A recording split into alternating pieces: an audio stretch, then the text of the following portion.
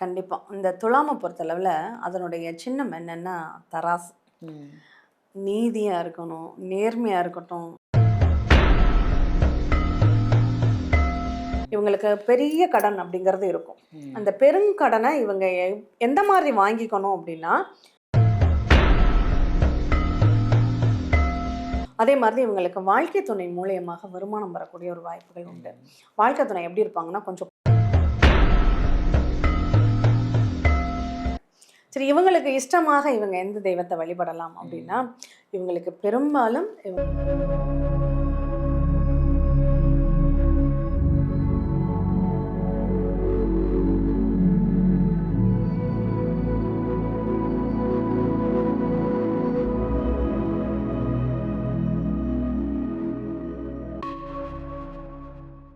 ஆன்மீக பரிகார நேயர்கள் அனைவருக்கும் அன்பான வணக்கங்கள். இன்னைக்கு நம்ம யாரை சந்திக்க வந்திருக்கோம், என்ன விஷயத்தை பத்தி தெரிஞ்சுக்க வந்திருக்கோம் அப்படின்னு பாத்தீங்கன்னா, இவங்க வந்து ஜோதிடர் மட்டும் இல்லைங்க, ஜோதிட ஆசிரியரும் கூட.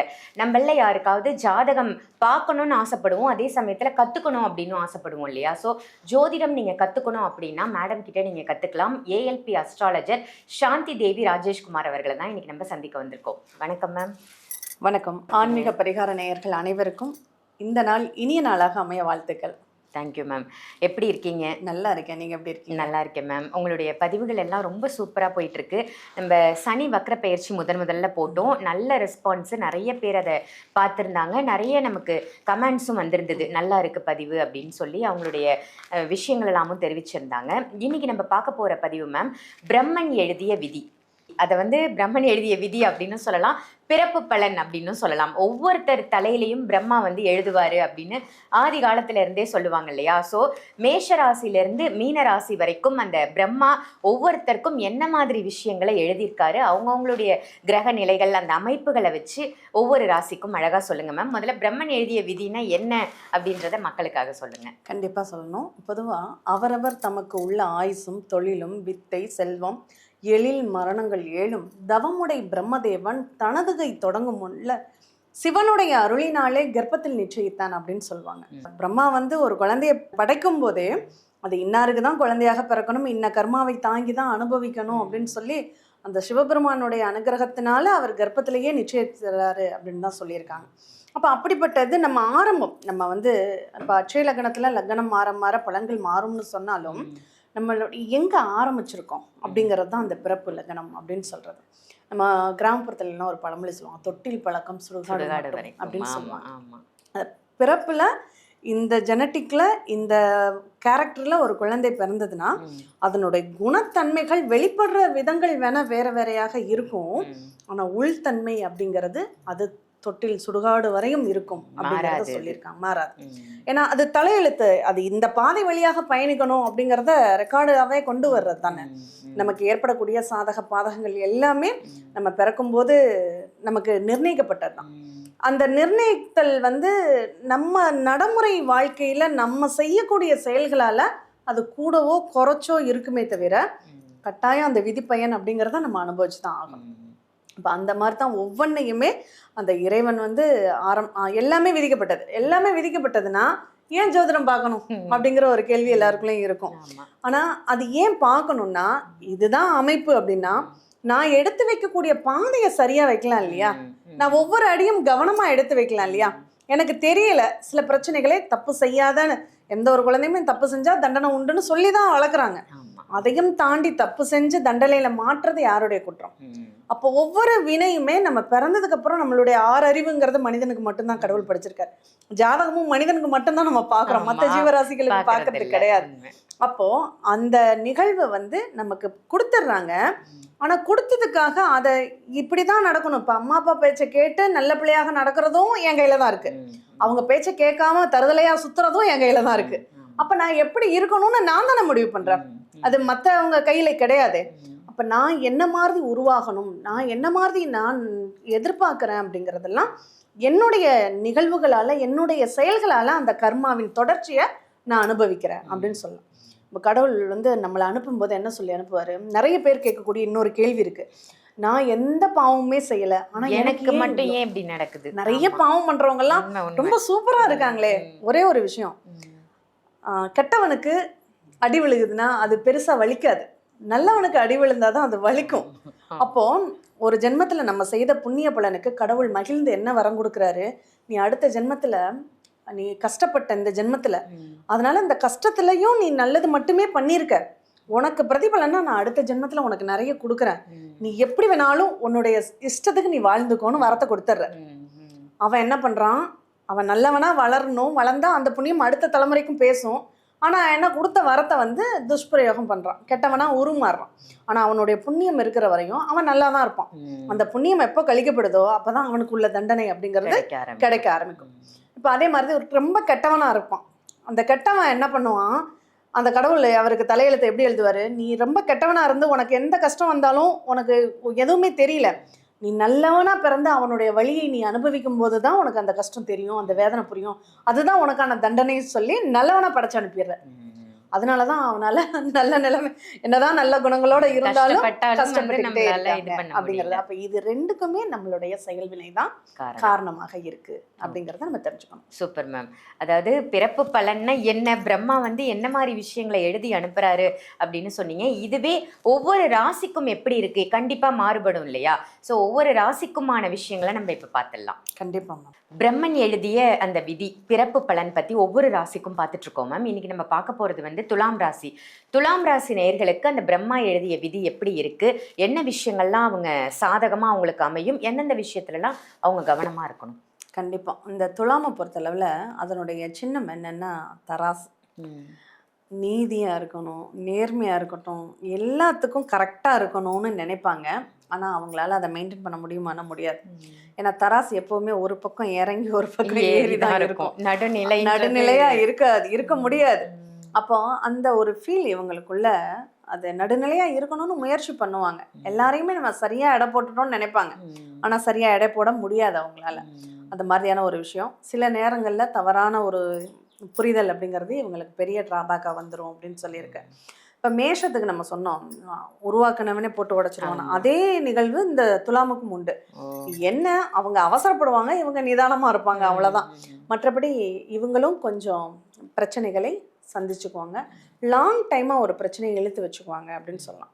இவங்களுக்கு பெரிய கடன் அப்படிங்கிறது இருக்கும். அந்த பெருங்கடனை இவங்க எந்த மாதிரி வாங்கிக்கணும் அப்படின்னா, ஒரு வீடு வாங்குறாங்க, ஒரு சொத்து வாங்குறாங்கன்னா அதுக்காக இவங்க கடன் வாங்கலாம். மற்றபடி வாகனத்திற்காக எனக்கு லக்ஸுரியான ஒரு கார் வேணும் அப்படின்னு இவங்க வாகனத்துல போய் காசு போட்டாங்கன்னா அது அவங்களுக்கு மைனஸ் ஆயிடும். அப்போ அதனால முதலீடுங்கிறது அசையாத சொத்துக்கள் மேலே இவங்க முதலீடு பண்ணாங்கன்னா அந்த லாங் டைம் கடன் அப்படிங்கிறது அவங்களால ஈஸியாக கட்டவும் முடியும், ஒரு சொத்தாகவும் அவங்களுக்கு மாறும். இதே அசையக்கூடிய பொருட்கள் அவங்க போட்டாங்கன்னா இவங்களுக்கு பொதுவாக ஒரு லக்ஸுரியான ஒரு லைஃப் அப்படிங்கிறதுக்கு இவங்க ஆசைப்படுவாங்க. அது நேர்மையான வழியில வரணும் அப்படிங்கிற எதிர்பார்ப்பும் இருக்கும், அதே மாதிரி வரும். ஆனால் அந்த வர்றதை ஒரு ஆடம்பரமாக வீட்டில் வந்து நல்லா பார்க்குறவங்க நம்ம வீடை நல்லா வச்சுருக்கணும்னு நினைக்கணுமேங்கிறதுக்காக ஒரு பெரிய பெரிய ஃபர்னிச்சர், சோபா, அந்த வீட்டை அழகுபடுத்துறதுக்காக இவங்க சில செயல்களை செய்யும்போது அது அவங்களுக்கு அங்கே மைனஸாக போயிடும் அப்படின்னு சொல்லியிருக்கு. அதனால அதை கொஞ்சம் கம்மி பண்ணிக்கிட்டாங்கன்னாவே, வீட்டை இவங்க எளிமையாக வச்சுக்கிட்டாங்கன்னாவே இவங்களுக்கு செல்வம் தன்னால் சேரும் அப்படின்னு சொல்லலாம். அதே மாதிரி இவங்களுக்கு வாழ்க்கை துணை மூலியமாக வருமானம் வரக்கூடிய ஒரு வாய்ப்புகள் உண்டு. வாழ்க்கை துணை எப்படி இருப்பாங்கன்னா கொஞ்சம் கோபக்காரங்களாக தான் இருப்பாங்க. ஏன்னா 7வது வீடு செவ்வாயினுடைய வீடுங்கிறதுனால கொஞ்சம் கோபம் உடையவங்களாக தான் இருப்பாங்க. இவங்களும் வாழ்க்கை துணை கிட்ட தான் கொஞ்சம் கோபமாகவே பேசுவாங்க, அதை மட்டும் இவங்க குறைச்சிக்கணும். இவங்க கோவப்பட்டாங்கன்னா அவங்களும் கோவப்படுவாங்க அப்படிங்கிற ஒரு சூழ்நிலை இருக்கு. அதே போல் இவங்களுடைய கம்யூனிகேஷன் எப்படி இருக்கும்னா ரொம்ப மோசம்னு சொல்ல முடியாது, பட் பரவாயில்ல. ஆனால் ஆன்லைன் வர்த்தகம் பண்ணும்போது சில ட்ராபேக்லாம் ஏற்படுறதுக்கான சான்சஸ் இருக்குது. நிறைய இடத்துல பணம் தங்கி போயிடும் அப்படின்னு சொல்லியிருக்கு. அதனால் கடன் கொடுக்கறது வாங்குறது அப்படிங்கிறத இவங்க வந்து கமிஷன் பேஸில் பண்ணுறாங்கன்னா அது இவங்களுக்கு நல்லாயிருக்கும். ஒரு ஃபைனான்ஸ் சம்மந்தமான ஒரு நிகழ்வு பண்ணுறாங்கன்னா அது அவங்களுக்கு ஒரு டெய்லி ஃபைனான்ஸ் மாதிரி, ஒரு டெய்லி வியாபாரம் பண்ணுற மாதிரியான ஒரு நித்திய வருமானம் பார்க்கக்கூடிய ஒரு அமைப்பு அப்படிங்கிறது துலாமுக்கு உண்டு அப்படின்னு சொல்லியிருக்கு.